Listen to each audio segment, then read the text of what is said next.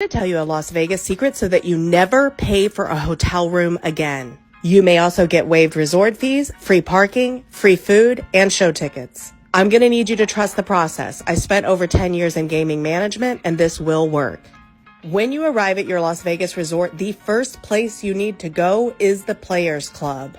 Sign up for their free loyalty card. Each major chain has one, and you only need to do it once per chain. So once for Caesars Entertainment, once for MGM Rewards, once for Wynn, so on and so forth.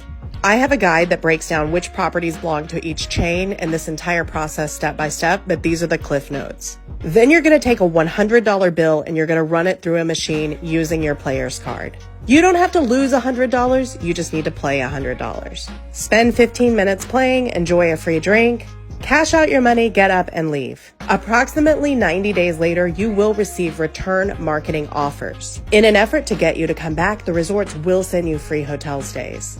Do this one time for each major chain, and your next vacation is totally free.